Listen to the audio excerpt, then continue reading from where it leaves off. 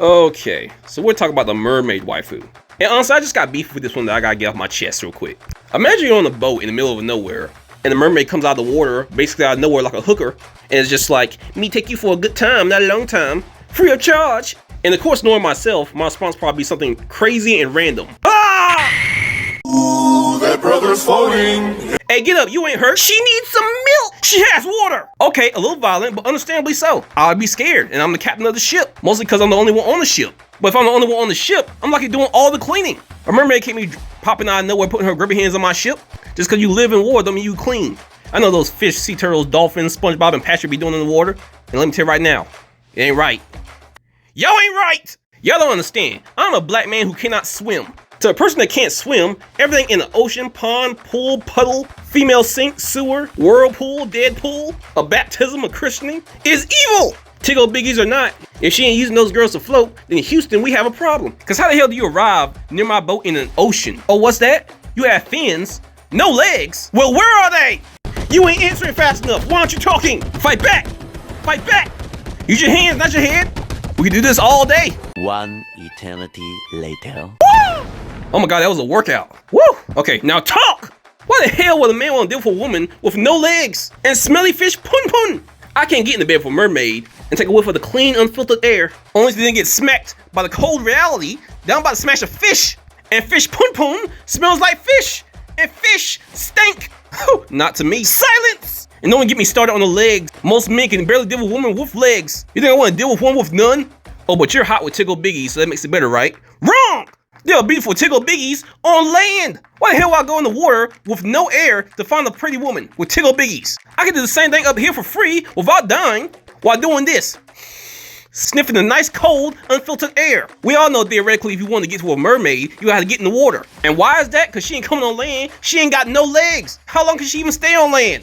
What are the rules here? Some fish need air and water, and some just need water. No matter how I look at the mermaid waifu, it is a downgrade, and I hate you. The centaur waifu has 4 legs, tickle biggies, and I can possibly ride her back. The spider waifu has 8 legs, tickle biggies, and we can possibly rule the world together. But the mermaid waifu has no legs, no air on that water, and the only thing you offer me is also some tickle biggies, and maybe you'll keep me afloat for a couple more seconds before you eat me, cause yes, mermaids do eat people in some myths. Then I say no, my chocolate is my chocolate. You shouldn't be eating me, I should be eating you. You should be on my plate. With some tartar sauce on the sides, and possibly some crab legs. Crab. You're evil! You gotta watch some dolphin documentaries. Everything in the water that's cute is not friendly. I know the average woman really isn't that friendly either, but thick thighs save lives. So if she be thick, then by God, girl, do the splits. But if she can't do the splits, and she act like a witch, then be gone, you stink fishy ass. Yeah. Okay, Knight. Nah, hold me back. I'll see your ass at Mayflower. Roll them out, boys. I'm the best there is at what I do. And what I do is stay dry, look clean, and kick mermaid ass. Roll them out, you wet monster, I'm wearing Gucci. Ignore Knight. He just races against everything that's under the water. Now we all generally know what a mermaid is. A woman with no legs, half fish. She's like a magical legless cripple. But the official term for a mermaid is a fabled marine creature with the head and upper body of a human being and the tail of a fish. In European folklore, mermaids, which was sometimes called sirens, we'll get into that in a few minutes, and mermen were natural beings who, like fairies, had magical prophetic powers. They loved music and often sang. They could live for very long, but they were mortal, not immortal, and they had no souls. Now I know Knight has already given you a lot of cons about the mermaid, but allow me to give you a pro that may change your mind. The first appearance of mermaids in human culture starts with the goddess Artagotis in 1000 BC in Assyria. Now this story of Artagotis has many versions, but I'm going to tell you the one that I see here. Apparently she fell in love with a mortal shepherd and had a daughter. And after she had a daughter, she drove herself into a lake from shame or from grief at inadvertently killing her lover. And first off, inadvertently means accidentally. So you may be asking, how would the goddess accidentally kill her mortal lover? I'll tell you how. Through divine lovemaking. Oh yeah, read it for yourself. He didn't survive the divine lovemaking. My brother went out smiling, feet up. Bro getting high fives from God in heaven because he know he the GOAT. Artagotis give my man the ultimate snoo. Now bear with me because there is more. When Artagotis tries to throw herself to the lake, she seems to do it out of depression. She wants to die. But she can't die, and she's so beautiful that she's transformed into a fish. But a fish that retains her feminine shape and beauty above the waist, while having a fish tail. This is how she relates to mermaids. Now after reading this, I was still very confused at how the husband died for having intercourse with a goddess. Even though it was called divine lovemaking, it still didn't make sense to me until I read a little more. And bro, this lore is actually insane. Artigatis, to the Greeks, is known as Aphrodite. Now this is a very good sign. If a mermaid can give you the same amount of lovemaking that Aphrodite can, then we might as well end the video right here. You don't understand, so let me say it again. She killed a man in bed by giving him the snoo of a lifetime. That's some insanely good poom poom. But besides the fact that this can be a pro and mermaids are in some way related to Aphrodite, or at the very least their lore starts with her, there is no proof that says that every mermaid can do this level of lovemaking. Also, there is the problem of a mermaid's lower body, and Aphrodite in the tale at least did this while she had legs, which is proven by the fact that she only turned into a half fish, half woman when she entered the lake. Now I'll still count this as a pro for mermaids, only because if theoretically they could get back their legs, that divine lovemaking may go crazy. But we have to look at the obvious here. Aphrodite is obviously not the standard for all mermaids, but she should be. God damn it, she should be. I mean, seriously, Kratos smashed Aphrodite. Zeus smashed Aphrodite. And from what I read, Zeus is Aphrodite's father. Bruh. Look, all I'm saying is, legs or no legs, any female species in folklore related to Aphrodite can get it. Not just gonna have to sit back and watch. Now, I did look further into Artigatis to make sure she is, or at least somewhat equivalent to Aphrodite. And from what I read, even if she isn't the same person, she is still seen as equivalent to Aphrodite. And just like Aphrodite, she's also the goddess of fertility. And honestly, that's all I need to know. I'm trying to get that divine poom poom we post up like this with God in heaven. Yeah, you know me. Having some relation to Aphrodite is good, but I had to look deeper into normal mermaids to find out how they usually acted in folklore towards men. And to be honest, from what I've read, they weren't all bad. So experiences in folklore could vary. It says here on this site, though sometimes kindly, mermaids and mermen were usually dangerous towards men. Now hearing that, you may be asking yourself, how? Because I did say before that men did marry mermaids in some folktales. And while that is a true part of folklore, they were not all on the same page. Some mermaids brought with them misfortune. And if offended, the beings were called floods or other disasters. This is why Knight doesn't like them, by the way.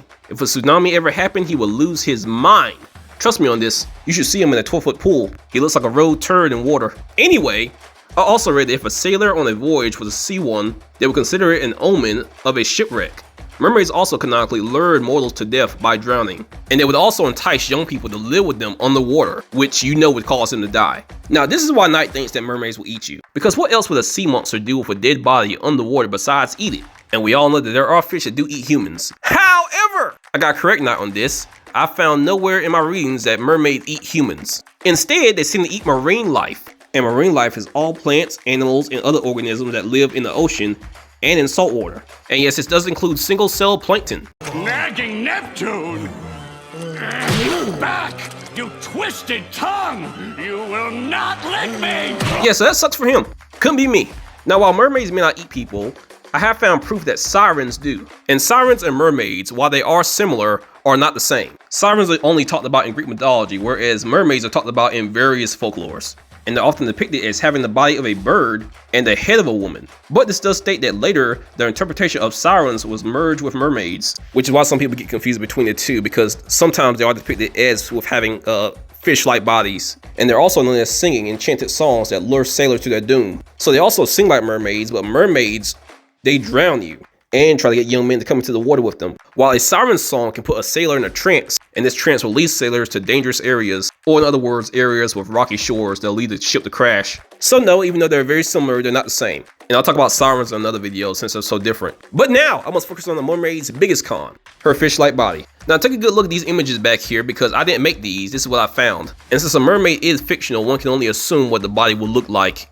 And just judging on my common sense, it doesn't look like something that a human should be trying to smash. I mean, seriously, finding the choo-choo train hole should be harder than finding Waldo. Now I know what you're thinking. Some would say that it's just in the center of the mermaid. Or you know, in other words, in this area. Which I would say is a good assumption, but let me just show you what I read real quick. It says here that mermaids have the same skeletal structure of a human torso, and would also have the same organs and internal functions. However, mermaids have the lower half of a fish, so that likely means their reproductive system will be that of a fish. No! Hey, real ones will still smash, just saying. Anyway, fish do have similar reproductive organs as humans, except theirs are not external. Now the way the deed is usually done, the female will lay eggs and they will be dispersed through the water. And then the male will come and fertilize them. No! Okay, so we're thinking about this realistically as possible. That doesn't sound all that great. But the site also states that some fish do engage in intercourse or a mating ritual. And some fish even fertilize themselves. So, with all this being said, is a mermaid wise to smash? Now, I honestly could just say no here. But if I'm really being honest here, this seems like a more of you do you type situation. Even though a mermaid is seen as an omen and can cause floods, she's not guaranteed to kill you. Mermaids are benevolent and malevolent. Or in other words, results may vary. Now the only problem is the fish half of the body. Now if I'm using my 2 cents here, I would say screw the fish half of the body. She has a head and a human upper half. Just saying, brothers, I'm there for a good time, not a long time. Giggity. Alright, there are plenty of mermaid waifus in fiction, but I think one anime that has the most mermaids definitely has to be One Piece. Or at the very least, the most mermaids with names. Unfortunately though, only one really stands out through the whole story, and that's Shirahoshi. She's very adorable and huge, but she is 16 and I'm American. And despite how people may see me, I'm into older women. In other words, her mom can get it. I mean, seriously though, look how much her mom can handle. Seriously, look how much her mom can handle. This woman does not know the meaning of too big. This woman makes stars feel insecure. This woman could take giants on, but not in a fight. This size difference does not make any sense in any sort of way, and I love it. I'm just sad she died in the story already, but it's okay though. Even in death, this woman's probably gonna be remembered as someone who could take on anyone. Now her name is Queen Otohime, and she's a goldfish mermaid. She's the queen of Ryugu Kingdom and the wife of King Neptune. And I have to wonder real quick, do they do the fish way or the human way? You know what? I think if she had legs, she'd be constantly in a wheelchair, but she'd be one happy roly-poly cripple.